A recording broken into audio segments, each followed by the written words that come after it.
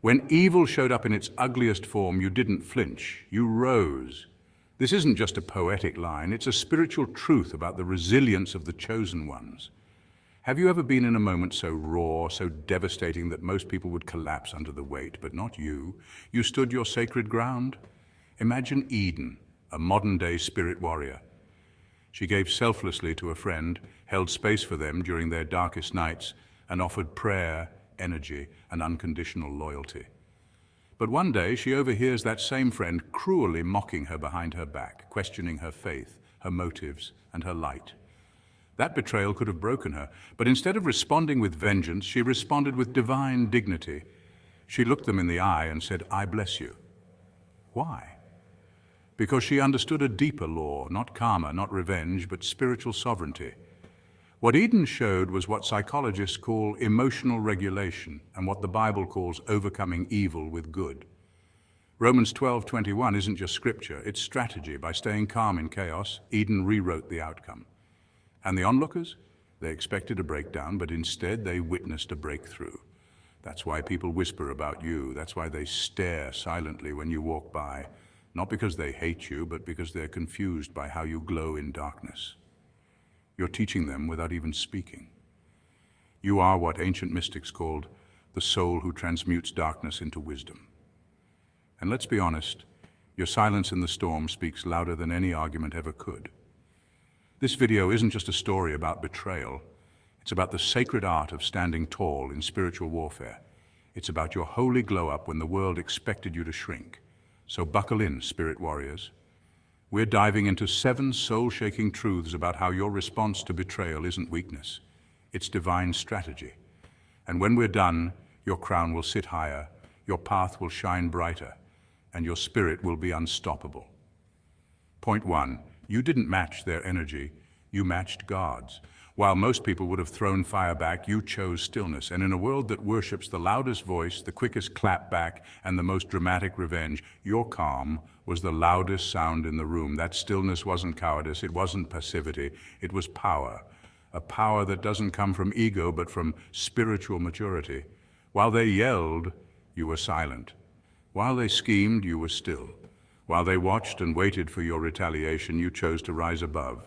Not because you couldn't fight back, but because you knew you didn't have to. You see, the world measures strength by how much noise you can make in return. But divine strength isn't about how you react. It's about what you resist, and you resisted the urge to stoop low. That's what shook them. It wasn't your silence alone. It was the discipline behind your silence. You understood the deeper truth. Your energy is sacred, and not every battle deserves your presence. That's a level of discernment few ever reach.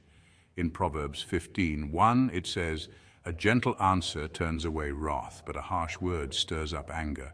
You chose the divine response. While others let their flesh lead the way, you let the Holy Spirit take the wheel. And that kind of restraint, that makes people uncomfortable, especially those who thrive on drama, division, and ego. Because the moment you refuse to play their game, the entire game falls apart. This is the beauty of spiritual strength. It doesn't parade itself. It doesn't need validation. It just is. And ironically, it leaves your enemies more disturbed than any revenge plot ever could. When they realize that you saw through their intentions, recognized their schemes, and still chose peace, that's when the real confusion begins. They expected fire, but you brought water. They wanted war, but you built an altar. They wanted your destruction, but you gave them a mirror. And here's the divine twist. When you step back, God steps in. Exodus 14:14 reminds us, "The Lord will fight for you. You need only to be still." That stillness, it's not passive, it's positioning. Positioning yourself under God's covering, letting heaven do what your hands don't need to. And make no mistake, when God handles it, He doesn't just resolve the conflict. He uses it to elevate you and expose them. Suddenly the same people who tried to break you are watching you be blessed. They don't understand how you kept your grace, your peace, your smile. And that's because they don't understand the source. Your silence wasn't emptiness. It was full of spiritual strategy. It was full of prayers they never heard, tears they never saw, and angels they didn't know were standing guard. You didn't need to explain yourself. God was already writing the explanation through your endurance, and those who tried to bring you down, they're now sitting in the classroom of consequences, learning that touching God's anointed carries a price. So no, you didn't lose by walking away, you won in the most divine way possible. You taught them that strength isn't just about volume, it's about vision. And while they scrambled to win the battle, you were busy letting God win the war. And guess what? He always does. Point 2, your silence spoke volumes. Silence, that sacred, underrated, misunderstood force. In the chaotic noise of today's world, where everyone feels the need to clap back, comment, argue, and react, the chosen one wields silence like a spiritual sword. It's not because they don't have anything to say. Oh, they do, but they've mastered the divine art of restraint. And make no mistake, when a chosen one goes quiet, the whole room starts to wonder why, because that kind of silence is deafening. It pierces egos, it shatters illusions, and it echoes in the spirit of those who underestimated them. Let's be real. Silence in most people's hands is just avoidance, but silence in the hands of a chosen one, that's strategy, that's elevation, that's maturity meeting discernment at a high frequency. See, when the average person is provoked, they react emotionally, impulsively, and destructively. But you paused, you observed, you refused to give them the satisfaction of seeing you lose your center. And while they expected chaos, you served them serenity. That kind of poise, it hits different. It makes people uncomfortable, and it makes them talk. There's a psychological term for this, reactance. It's when people expect a certain reaction from you and they don't get it, so their brain literally short circuits. Why didn't you explode? Why didn't you defend yourself? Why didn't you stoop to their level?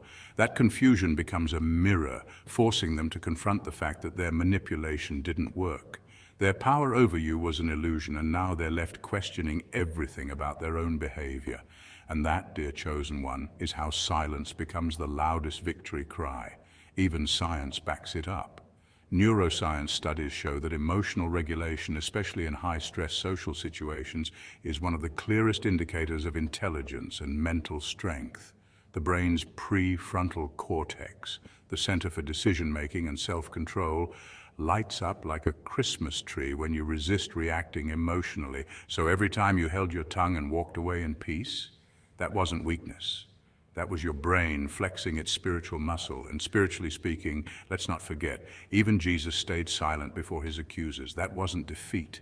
That was divine composure. Sometimes silence is not retreat. It's God whispering, "Let me handle this." Your silence gave heaven space to work. It let karma cook. It put the enemy on notice that you don't fight dirty. You let truth win the war. Now let's talk about what happens next. The same people who once mocked your stillness are now whispering about it, because when the storm passes and you're still standing, calm, unbothered, elevated, they realize they were fighting someone who already knew the outcome. You confused them, and when you confuse the enemy, you win. Period. But here's the best part. You didn't just win the moment, you grew, you leveled up. Your silence wasn't passive, it was preparation. It gave you space to grow, reflect, strategize, and evolve. While they were playing games, you were playing chess.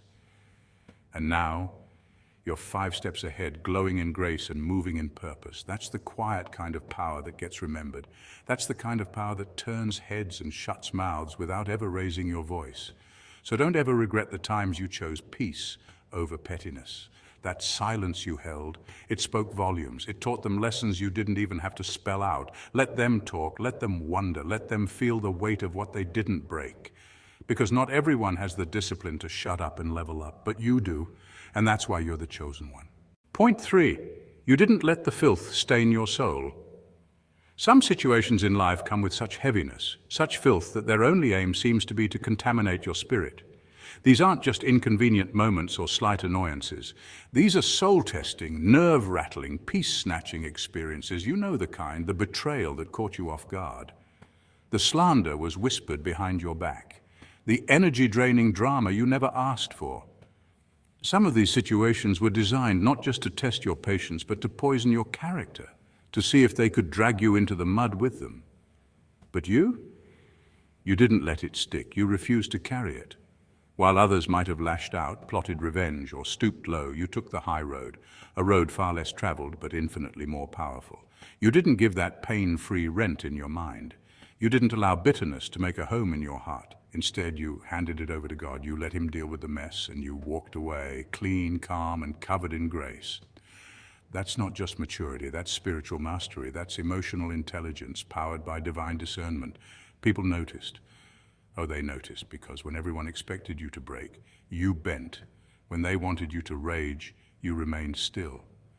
When the world was looking for a reaction, you gave them a revelation instead. You revealed that strength isn't in loud retaliation, it's in quiet resistance. You didn't just survive the moment, you transcended it. See, staying unstained in a filthy environment is not weakness. It's proof of something greater working through you. In a world where drama is a currency and chaos is fashionable, maintaining peace and purity is revolutionary. Psychologists call this emotional regulation, the ability to manage your response, even when provoked. Spiritually, it's something deeper, divine insulation, a holy shield that guards your character while others unravel. You wore spiritual white in a room full of filth and walked out untouched. That's not just impressive, that's prophetic, that's favor wrapped in humility, strength clothed in silence. And yes, it shocks people because the ones who tried to drag you down are now stuck in the very mud they slung at you, watching you rise, wondering how you're still glowing after all that grime. They thought the dirt would bury you, but it fertilized you instead. What they didn't realize is that God uses these nasty situations for transformation, not destruction. Sometimes he allows you to walk through the fire, not so you'll burn, but so you'll come out refined. Every false accusation, every underhanded move, and every sneaky setup became part of your testimony. And guess what? It's loud. Louder than any gossip, louder than any lie, because you didn't just walk away clean, you walked away elevated. The irony, the people who tried to break you are learning something too. As the saying goes, God prepares a table before me in the presence of my enemies, and oh, what a view they have. They're watching now, not because they still doubt you, but because they now believe what they once mocked. They see now that your peace wasn't passivity, it was power. Your silence wasn't weakness, it was wisdom. And while they sit with their regret, you're rising with resilience. Not because you were lucky, but because you were covered. Because you knew that carrying that nastiness would slow you down and you had places to go, higher places, so you left it behind and now you're soaring. That's why people are impressed, because in a world that rolls around in the mud, you refused to lose your shine. You stayed sacred when everything around you was scandalous. That's not just resilience, that's a favor. That's proof. You don't walk alone, you walk with God. Point 4, you soar through the Spirit, not the situation. Chosen ones. Let's talk about something only the spiritually awake can truly grasp. You were never meant to fight battles the ordinary way. While most people are quick to clap back, fire off that angry text, or dive into emotional chaos, you paused, you breathed, you discerned. Because you're not just a person reacting, you're a chosen one perceiving, and there's a big difference. You see, while others got tangled in the surface-level drama, the disrespect, the betrayal, the gossip, the shade, you looked deeper, much deeper. You knew instinctively this wasn't just about someone hurting your feelings or trying to sabotage your name. This was spiritual. This was a test, a divine examination of your growth, your awareness, and your authority in the spirit realm. And guess what? You passed. Here's the truth. Spiritual warfare doesn't always look like thunderbolts and demonic growls. Sometimes it shows up as a friend turning on you, a family member lying, a co-worker plotting. And while others see just human behavior, you saw the spirits behind it. You recognized the energy shift. You felt the manipulation in the air before a single word was spoken. And that's what sets you apart. Because chosen ones read energy, not just expressions. You don't just hear people, you discern them. The spiritual gift of discernment isn't common, it's rare, it's sacred, and it's often misunderstood. You don't need someone to explain their intentions, you feel them. That quiet gut feeling you've had since you were a child, that's divine protection whispering in your ear. That's your spirit team saying, watch this one, stay guarded. They're not who they pretend to be. So when they betrayed you, you didn't spiral, you ascended. You didn't wrestle with flesh and blood, you rose above it. That's not weakness, that's mastery. The Bible in Ephesians 6:12 says, for we wrestle not against flesh and blood, but against principalities, against powers, against the rulers of the darkness of this world. That's what you were dealing with, and you knew it. While they were playing petty mind games, you were consulting with heaven. While they were dragging your name, you were building your peace. Because you knew the battle wasn't about ego, it was about elevation. And let's be real, you could have exposed them, you could have clapped back with receipts and facts and left them flattened, but you didn't. Why? Because you're not here to prove your worth to people God already showed were never for you. You knew their actions said more about them than they ever did about you. The real power? You didn't get bitter. You got better. Now they're sitting in silence, replaying everything, the shade they threw, the fake concern, the manipulation. They know you saw through it. And they feel foolish, but that's not your concern, because while they were scheming, you were aligning. While they were planning your downfall, God was preparing your comeback. Now they've got to sit in the awkwardness of knowing they lost access to someone chosen, someone protected, someone divine. God used the betrayal to expose them, but to elevate you. So hold your head high, spiritual warrior. You didn't just survive the test, you transcended it. You didn't trade your divinity for drama. You stood firm, you read the energy, you discerned the spirits, and you acted with insight, not impulse. That's spiritual strength, that's godly wisdom, that's the mark of a true chosen one, and now you rise. Point 5, you shamed the enemy without saying a word. Oof, this one definitely hits different. You didn't need a public announcement, you didn't go live on social media, you didn't post vague quotes for clout or type out some fiery monologue with receipts attached. Nope, you just kept showing up. Calm, collected, focused. While others were busy putting on a circus, you were quietly building a kingdom. And that right there, that's what made the difference. You see, in a world obsessed with calling people out and clapping back, it's almost revolutionary to not react. But here's the kicker. Sometimes silence is louder than the scream. When you chose not to stoop down to their level, when you didn't retaliate with venom or get caught up in the mess, that's when your real power was on full display. People noticed. They always do. There's actually a psychological term for this. It's called reactive devaluation. When someone responds to provocation with calm instead of chaos, the attacker often ends up devaluing their own behavior.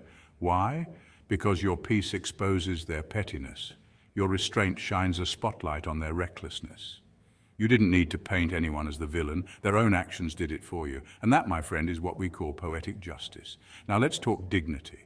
You carried yours like armor, unshakable, royal. There's something almost sacred about someone who chooses grace over gossip and poise over pettiness. You see, true strength isn't shown by how loud you can be. It's shown in how unbothered you can stay. And you mastered that. Your calm presence disrupted the chaos around you. Your glow was so undeniable, it made their shadows look even darker. That's not shade. It's just physics. Light doesn't argue with darkness. It just exists. And in your existence, the truth became clear.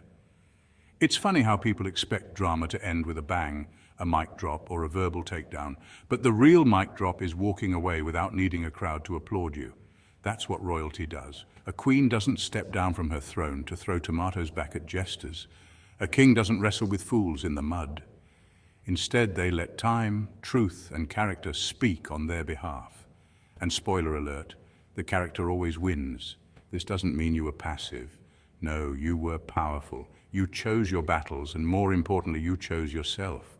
You didn't trade your integrity for temporary validation. You knew the truth would surface in time, and oh, did it ever.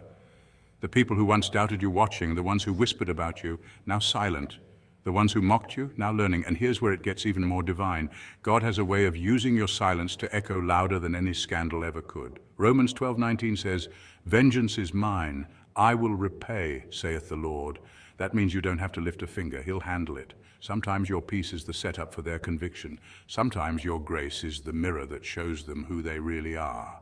And when that moment hits, it hits hard. Let them sit with that. Because while they were plotting, you were planting. While they were gossiping, you were growing. And now that the harvest is here, the difference is undeniable. You've evolved, elevated, and expanded. Not despite the chaos, but because you refused to become it. So no, you didn't need to prove a thing. You just needed to shine. And shine you did. Not out of revenge, but out of reverence for who you truly are. That's what real royalty does. They rise without roaring, they stand tall without shouting, and most importantly, they know that sometimes the most powerful move is no move at all. Point 6. You made people reflect on their own behavior. Your grace under pressure became more than a reaction. It became a revelation. You didn't need to shout, argue, or even explain yourself. The way you stood tall, calm, and composed in the middle of chaos turned heads and turned hearts. People may not have said it out loud, but they were watching. And what they saw wasn't just someone handling adversity. It was someone walking in alignment, someone anchored in something deeper. You were preaching a sermon, not with words, but with presence, with poise, with silent strength. You see, when the heat is on, most people either explode or melt. But you didn't do either. You held your ground. And in that moment, your light showed. But here's the thing about light. It doesn't just illuminate the room. It exposes what's in it. And that includes the dust, the clutter, the hidden corners most people would rather keep dark. That's what made them uncomfortable. It wasn't you, it was what your behavior revealed about them. Watching you handle the storm with dignity forced them to ask themselves, would I have done the same? And for many, the honest answer was no. That's the silent impact of integrity under fire. It becomes a mirror. It's like holding up a spiritual X-ray to the room. Everyone sees themselves in contrast to the standard you silently upheld. And when people realize they wouldn't have shown the same patience, the same emotional discipline, the same ability to rise above, it stings. But it also wakes them up. That's why your grace became more than a reaction, it became a catalyst. Let's break it down with some science here. Psychologists refer to this effect as self-concept discrepancy. It's that uneasy feeling we get when we're faced with someone who behaves in a way that's aligned with their values, especially when we know we wouldn't have done the same. Their authenticity creates cognitive dissonance in us. It's not jealousy, it's not hate, it's discomfort, rooted in admiration that clashes with our own unfulfilled potential. That's what you stirred in them. And whether they admit it or not, you became a living example of the kind of person they wish they were in moments that matter. And you weren't trying to teach, you weren't trying to impress, you were just being true. And that, ironically, is when people learn the most. From what is lived, not what is said. The truth is, some people will be inspired by you, others will be irritated, but both groups were changed. Because when someone like you steps into a difficult situation and chooses peace over panic, dignity over drama, and values over vengeance, the ripple effect is real. You spark questions, you activate introspection, you raise the bar without ever asking anyone to meet it. And those who have ears, those who are ready to evolve, they heard your silent sermon loud and clear. So don't be surprised if some folks pull away from you after that. It's not that they dislike you. It's that your light made them see parts of themselves they weren't ready to confront. And don't be surprised if others draw closer. You reminded them of who they could be. You didn't just survive a hard moment, you elevated it. And by doing so, you elevated everyone watching. Never underestimate the power of showing grace in high-stakes moments. It's not just resilience, it's revelation. It's leadership in its rawest form. And when you lead with light, you don't need a microphone. Your life speaks. Point 7. You elevated instead of retaliated. Let's say it plain. Retaliation is easy. Anyone can clap back, throw shade, or serve revenge cold on a silver platter. It takes zero skill to be reactive. It's human instinct to want to hit back when you're hurt, mocked, betrayed, or dismissed. But elevation, oh, that takes mastery. That takes divine discipline. That takes knowing who you are and knowing where you're headed. See, you chose to rise, not to make noise or flex for likes, but because your soul is called higher. And when your soul is called higher, you start moving differently. You're not driven by petty drama, you're pulled by purpose. Now here's the fascinating thing. Elevation doesn't require announcements. You didn't need to tell the world you were rising. They felt it. Your silence said it all. Your growth, your peace, your refusal to argue with clowns in the circus that spoke volumes. People who once doubted you had no choice but to sit back and watch like, wait. They didn't fold, they didn't even flinch. That's right. You didn't just endure the storm, you walked through it without letting the storm walk through you. That's kingdom behavior, that's royalty, and you know what makes it so powerful? Elevation exposes character, not just yours, but theirs too. See, when you rise, it doesn't just show your strength, it also reveals their smallness. It highlights every time they try to trigger you, and you stayed focused. Every time they threw shade and you threw light, that shift, it makes people uncomfortable. It makes them question themselves. Because nothing frustrates a petty spirit more than a person they couldn't break. Think of it like this. You were never built for the pit. You were anointed for the palace. And people don't understand palace behavior because they've only lived in chaos. When you don't engage in every fight, when you walk away with your head high and your peace intact, they think it's weakness.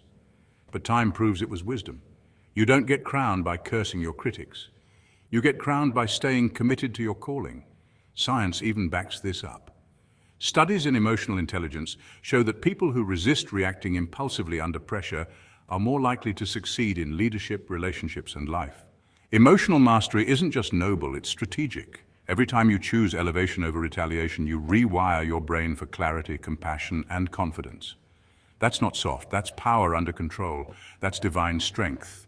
And let's not forget the people who tried to dim your light. Many of them now study your glow. They watch you closely, replaying conversations they once mocked, reevaluating the way they treated you. Some are embarrassed, some are silent, some want to come back. But here's the secret. You didn't rise to spite them. You rose to serve a higher purpose. That's what stings the most. You didn't rise out of revenge.